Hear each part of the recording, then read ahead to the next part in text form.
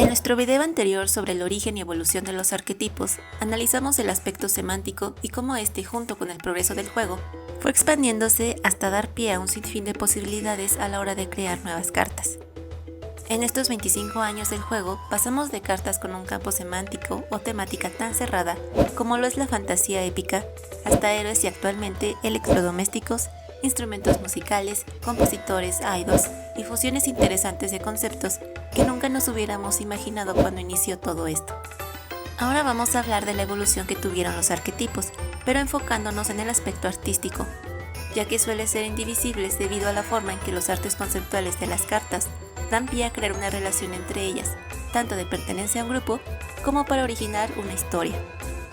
Como lo veremos en este video y su continuación, el arte también fue evolucionando. Sin embargo, tal y como lo mencionábamos con el video del Mago Oscuro, Takahashi sentó las bases por las que el juego y la franquicia misma se regirían para mantener la estética del mangaka. Y de cierto modo, esta también es una de las razones por las que el juego atrae tanto, su estilo artístico. Es por eso que el día de hoy hablaremos de la evolución artística de los arquetipos en Yu-Gi-Oh!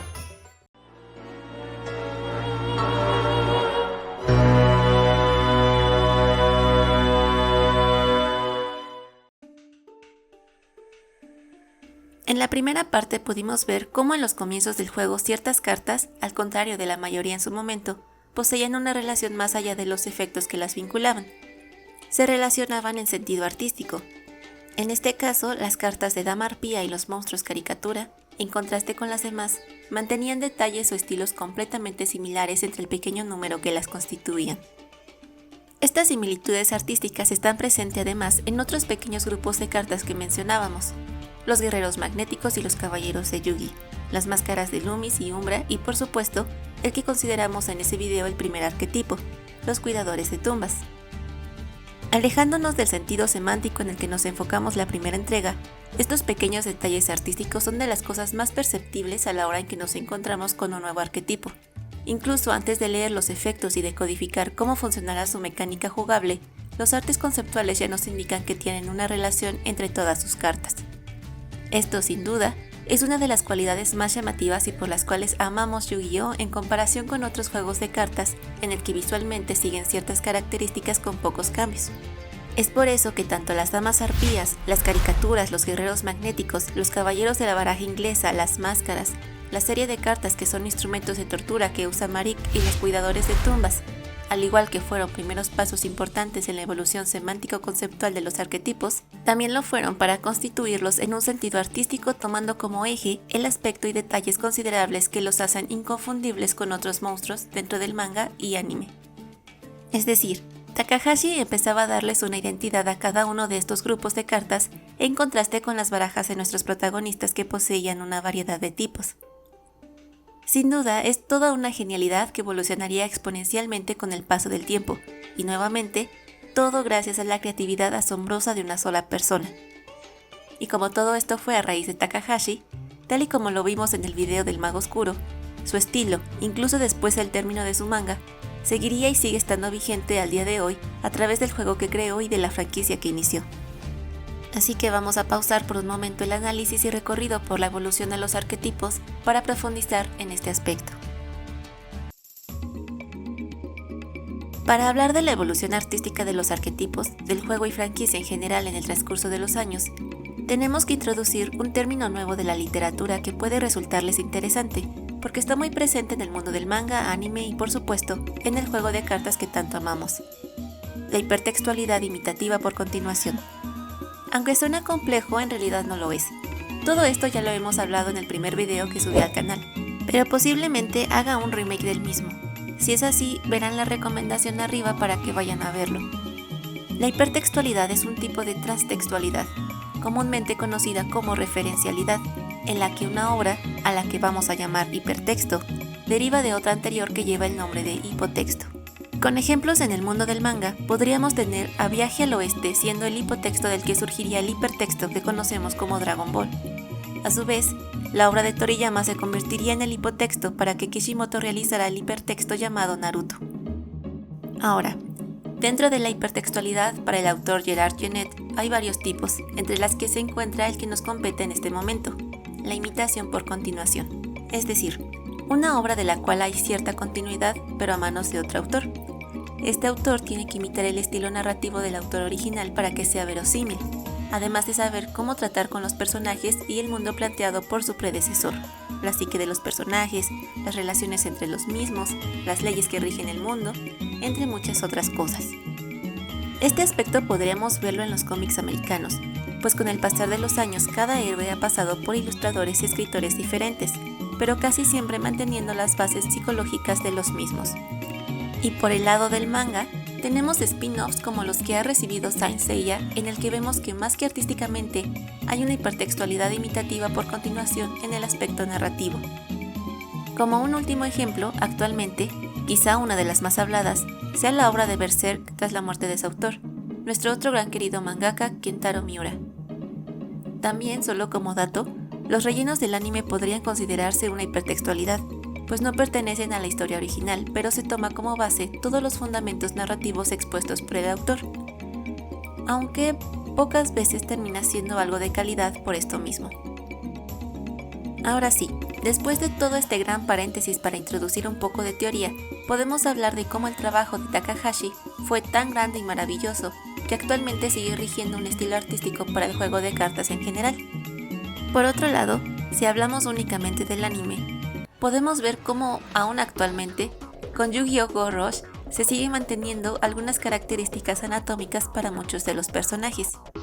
Incluso cuando Sexal, Sevens y Go Rush están enfocados en una audiencia mucho más joven, adoptando un estilo más infantil al que estamos acostumbrados, sigue rigiéndose la esencia iniciada por Takahashi. Para añadir a todo esto, tras pedir asesoramiento de una amiga que estudió animación para saber si era correcta la afirmación anterior, ella me lo reafirmó añadiendo las siguientes características que se mantienen en los diseños artísticos de los protagonistas: la línea tipo entintado de cómic, el cabello estilizado con volumen, colores y ángulos externos, anatomía estilizada y la ilustración de diseño de modas. Esto es importante porque, al igual que el manga y la adaptación al anime de la obra de Takahashi, sirvieron como referencia inicial para la creación de las cartas en el OCG. En los posteriores proyectos de animación de la franquicia seguiría replicándose. Esta vez posiblemente Konami estuviera más involucrado, debido a todo el trabajo que tiene por detrás la elaboración de las cartas que iban saliendo en expansiones relativamente emparejadas con el avance de la historia en la animación. Es decir, el anime se convirtió en un medio para vender el producto, al igual que otras obras que muchos ya conocemos y recordamos en nuestra infancia. Y aunque esto sea completamente normal, hay que recordar que la obra de Takahashi no nació así, sino fue en un inicio una historia que nuestro querido mangaka quería contar antes de que se volviera el fenómeno mundial que actualmente conocemos. Estamos hablando de que, aunque Takahashi ya no estuviera involucrado directamente ni en el sentido artístico ni en el narrativo, los encargados de crear estas obras obviamente tuvieron que imitar toda la estética del mangaka para que fuera verosímil que se tratara de la misma franquicia por el lado del anime y del mismo juego por el lado del OCG y del TCG. Es por esto que, al igual que pasó con Pokémon Alola, Sexal, Sevens y Go Rush, pese a mantener ciertas características estéticas, es demasiado contrastante para muchos en comparación de las demás series de la franquicia. Y esto está presente todavía más en las últimas dos entregas, porque con los duelos Rush, los cuales tomaron un camino diferente al juego que conocemos, si bien contienen muchas referencias a las primeras cartas y además los monstruos más emblemáticos de toda la franquicia tuvieron un rediseño, la verdad es que se han apartado mucho de la estética de Takahashi. Es por eso que, si miramos algunos artes conceptuales dejando de lado el diseño de la carta en sí, sería muy difícil pensar en que es parte de la franquicia de Yu-Gi-Oh! Aunque es cierto que, además de darle nuevos diseños a cartas viejas, crearon nuevas versiones de las mismas, las cuales pueden generar mucha nostalgia y aceptación para muchos otros. Lo más importante es que en ciertas cartas sigue asomándose una pequeña esencia de lo que Takahashi dejó a través de su arte. Como resumen de todo lo anterior, aunque existen algunas excepciones, las cuales veremos en el transcurso de estos videos, la estética de Takahashi sigue estando vigente en el sentido artístico de muchos de los arquetipos que continúan saliendo actualmente. Y después de este gran paréntesis necesario, vamos a ver cómo ha ido evolucionando el arte de los arquetipos, y un poco el juego en general por encima. Para iniciar, Vamos a retroceder todo lo que vimos en el video anterior y el inicio del video porque son en los primeros sobres del OCG donde encontramos una peculiaridad y que son la excepción a la regla de la que habíamos hablado al inicio del video, las contrapartes. Si jugaste en su momento Forbidden Memories o empezaste en el mundo del TCG desde su primera expansión, seguramente recordarás los monstruos contrapartes. Este tipo de monstruos generalmente comparten el mismo diseño, pero con una variación en sus colores, detalles, la pose y o ángulos en que se nos presentan en sus cartas. Considero importante hablar de ellas porque si bien tienen una similitud estética, no significa que sean parte de un arquetipo. Es más, debido a su poca o nula aparición en la obra original de Takahashi, intuyo que es posible que sean cartas creadas por la propia Konami para dar aún más variedad al juego en sus primeros años. Y si es el caso de ser una carta que sí aparece en el manga y anime como el dragón alado guardián de la fortaleza, fue Konami quien se encargó de crear su contraparte. Esta es una teoría mía, pero si tienes información que contradiga esto o tienes otra idea, puedes sentirte libre de ponerla en los comentarios. Algunas de estas cartas con contrapartes sufrieron cambios en sus nombres en sus traducciones para Occidente, llegando a compartir el mismo nombre pero añadiendo el número 1 y número 2.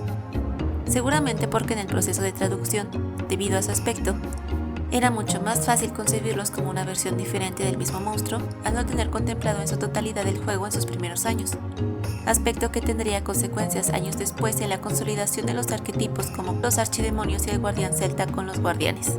Por este motivo hay que considerar a estas primeras cartas contrapartes como una excepción a la regla en la relación arte y arquetipo en los inicios del juego, ya que posteriormente encontraremos más de estas cartas, pero con una intención diferente. Antes de hablar del siguiente fenómeno, quiero hablar de los monstruos espíritu. Estas cartas, si bien su relación semántica y mecánica los mantiene unidos, en su primera aparición no constituyen un arquetipo como lo había mencionado en el anterior video, pero nuevamente los menciono porque su estilo artístico en las primeras cartas las relaciona unas con las otras y las hace únicas, pues comparten varios rasgos como de un arquetipo actual se tratara. Lo que hace su arte es acentuar el enfoque mitológico y místico que traen estos monstruos y las llena de intriga generando gran interés para muchos de nosotros. El próximo fenómeno artístico y un poco mecánico, pero de eso hablaremos en la evolución de las mecánicas en el juego, aparecería mientras duraba Ciudad Batallas y sería el surgimiento de una serie de cartas que podríamos considerar familias, pero dentro de este grupo habrá muchas excepciones y muchos peros. Estos grupos son cartas que no constituyen como tal un arquetipo, pero a través de sus mecánicas y de vez en cuando algunos otros detalles como similitud de estadísticas de ataque y defensa, nombres o tipos, suelen formar una familia. Quizás una familia de cartas que actualmente todos conocemos, aunque algunos las consideran arquetipos, son las hand traps, yokai shoujo o chicas yokai. Estas tienen la peculiaridad de ir saliendo una por una en distintas expansiones. Además, comparten ciertos rasgos como parte de su efecto, su tipo, el subtipo tuner, las estadísticas de ataque y defensa, el nivel y sus nombres que son nombres conjuntivos, es decir, dos sustantivos unidos por la conjunción y. Pese a estas similitudes entre ellas, no forman un arquetipo como tal, pero sí podemos considerarlas una familia. Pero saliendo de este ejemplo actual, en la expansión Power of the Guardian en 2002, saldrían junto con el arquetipo de los guardianes la primera carta que pertenecería a la familia de los DD, o mejor conocidos como los Dimensión Diferente. Igualmente puede ser considerado un arquetipo para algunos, pero al no haber una sinergia entre las cartas que componen este grupo, al menos en los primeros años, siento que al igual que en el siguiente ejemplo, sería más una familia. En Santuario en el Cielo, expansión lanzada a finales del 2003, saldría la primera carta que conoceríamos como Monarca y a partir de ahí, como las cartas DD, en cada nueva expansión irían saliendo nuevos miembros de esta familia. Actualmente conocemos a los Monarcas como un arquetipo porque después de varios años, con la llegada de los Mega Monarcas, se consolidó un soporte que se enfocaría en su propia mecánica de invocación por sacrificio. Pero antes de que esto pasara, los primeros monarcas, salvo el primero, mantenían una relación únicamente por el sustantivo monarca en su nombre, sus estadísticas de ataque y defensa, su efecto que se dispara cuando son invocados por sacrificio y su nivel, aunque Sabor, el primero en salir, es el único con nivel 5 en comparación con los otros de nivel 6. Lo que quiero rescatar de estas dos primeras familias de monstruos que posteriormente una se convertirá en un arquetipo, es que exceptuando la serie de cartas en que podemos observar un avance narrativo de los cuales abarcaremos en próximos videos, fueron los primeros que por su estética, además de sus mecánicas y nombres, se mantenían relacionados. Es decir, por un lado tenemos a los D&D, una serie de monstruos y magias en las que podemos observar una estética que alude a lo distópico y al viaje, como el nombre indica, entre dimensiones, siendo esta otra dimensión mecánicamente el destierro. Por otro lado, el arte de los monarcas consistía en imponentes figuras con armaduras únicas para cada uno y se le añadía una muestra del control que tenían sobre su elemento. Siento que es importante resaltar esto porque aunque fueran una familia en un principio, por el lado artístico tenían todo para convertirse en un arquetipo como así lo lograron los monarcas. Los D&D, por otro lado, aunque tienen cartas que comparten el nombre, sus mecánicas no fueron cohesionadas por completo. Incluso actualmente, de forma muy personal, me gustaría que consiguieran su propio arquetipo, ya que en mi infancia jugué la variante Macromonarca, en la que se usaba a D&D Survivor como sacrificio, y les tomé mucho cariño por sus efectos y estilo artístico. Precisamente estas decisiones de Konami por darle un nuevo soporte a cartas antiguas es lo que nos lleva al otro fenómeno artístico dentro del juego, las cartas retrain. Como no he encontrado este término dentro de la lengua hispana en la comunidad del juego, vamos a usar la palabra renovar a partir de ahora. Este fenómeno se genera cuando se le da una evolución a una carta o un conjunto de ellas. Esta renovación puede involucrar generalmente dos cosas, el aspecto artístico y el mecánico, es decir, adquieren un nuevo diseño y un efecto si eran monstruos normales o uno mejorado si ya lo tenían. En cuestiones visuales generalmente se puede apreciar que son una versión más fuerte, adulta o madura que su antecesor. El primer ejemplo lo tenemos tanto en el manga como en el juego de cartas con el Guardián Celta y Gaia, los cuales para Ciudad Batallas obtuvieron su versión con efecto y salieron en el OCG en junio del 2001. Esto es otro aspecto importante a tener en cuenta porque debido al avance en cuestiones mecánicas y jugables, muchas cartas se vuelven inviables para tenerlas dentro de una baraja que al menos le dé pelea a las cartas actuales. Ya no pensando en el meta, porque suele ser poco probable que cartas muy antiguas se les dé una renovación que sea competente, con algunas excepciones como lo fueron en su momento los ABC y los Blue Eyes.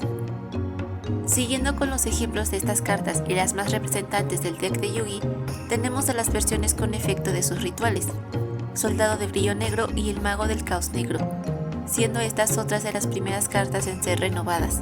Y por último, como vimos en la película del lado oscuro de las dimensiones, muchas de sus cartas volvieron a tener esta renovación adquiriendo nuevos efectos, y lo que nos compete en este video, un nuevo diseño artístico. Ahora, si hablamos de arquetipos y lo sumamos al proceso de hipertextualidad por imitación, tenemos que hablar del arte de Konami para generar hype, nostalgia y de paso, un poco de dinero. Porque esta renovación de cartas viene de la mano con lo que tanto amamos entre comillas del juego, la decisión de Konami por sacar soporte nuevo de cartas y algunos arquetipos olvidados y también de crear un arquetipo nuevo basado en otras cartas ya existentes, que por lo general resultan ser monstruos emblemáticos de los protagonistas y personajes principales de las series. Pero de eso hablaremos en profundidad en la siguiente parte, porque si algo me enseñó Konami fue a generar hype. Espero que hasta el momento les estén gustando estos análisis, los cuales llevan consigo este cariño y amor que le tengo al juego de cartas y a la obra del siempre querido maestro Takahashi. También quiero agradecerle a cada una de las personas que me da su apoyo y retroalimentación en los comentarios, a quienes me ven y dejan su like, y por supuesto, quienes se han suscrito estas últimas semanas y han hecho que alcanzáramos la cifra de 1000 personitas. De verdad, tienen toda mi gratitud. Sin más, nos vemos en el siguiente video. Muchas gracias.